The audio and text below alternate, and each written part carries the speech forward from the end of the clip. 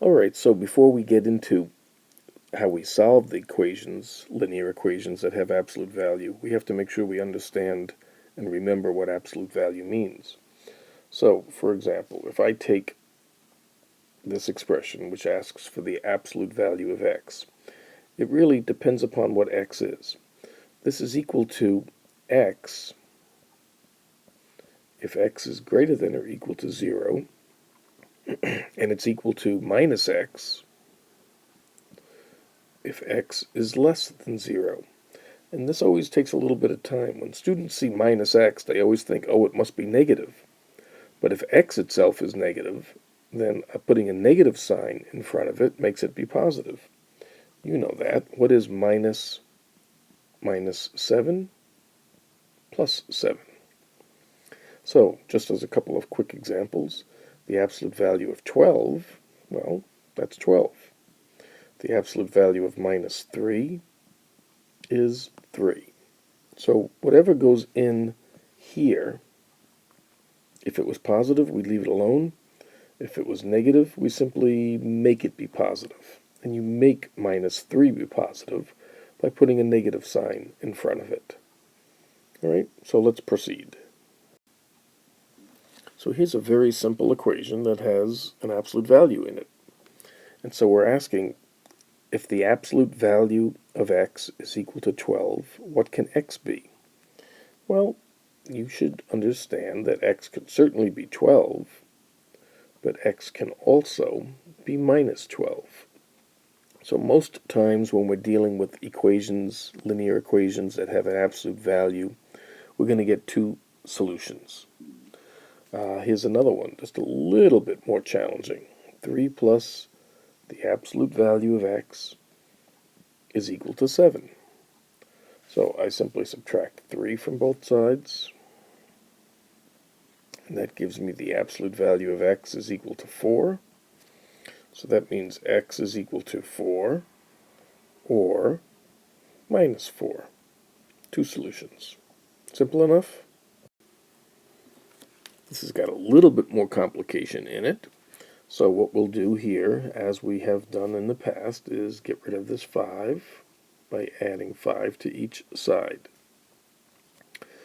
So that gives me 3 times the absolute value of x is equal to 22.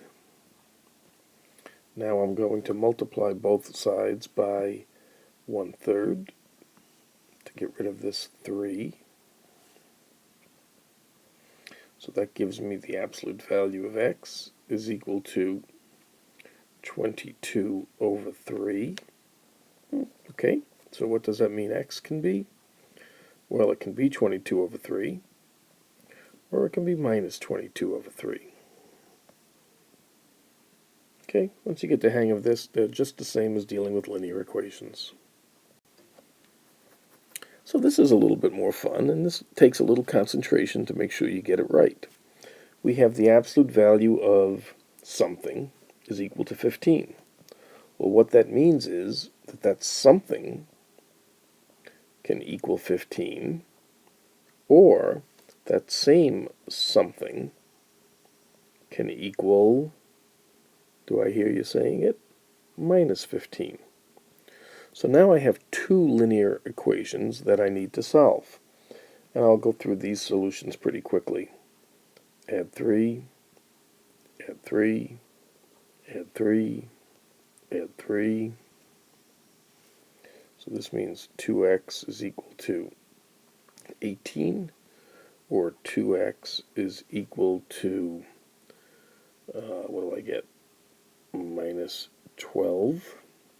And so we get x is equal to 9, or x is equal to minus 6. Two solutions. A little bit more complicated here. And what's really important when you see this is the expression that can either equal 15 or minus 15. So you break it up like that. Alright, so check this out. This is one that can sometimes give you a little bit of a problem. But what I'm going to do here is, what I should do is subtract 12 from both sides. Now notice what happens when I get that.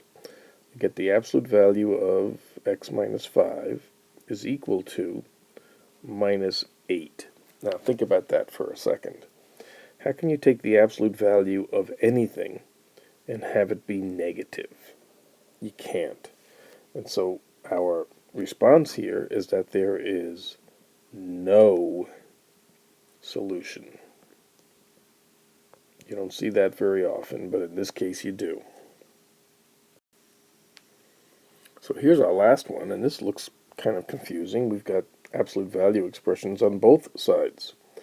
The only way this can be true is if 2 plus 3x and 4 minus 2x are exactly the same, or if 2 plus 3x is equal to minus 4 minus 2x. Get that? That's the only way they can be the same, is if that these two absolute values can be the same, is if the things inside the absolute value are identical, or if they're opposites.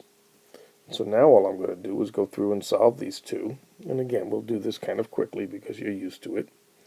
So I'll add 2x, add 2x, subtract 2, subtract 2.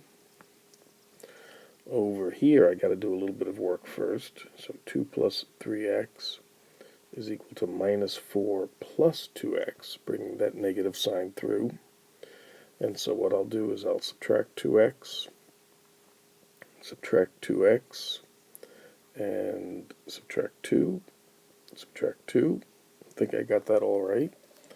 So over here I'm going to get 5x is equal to 2, and over here I get x is equal to minus 6.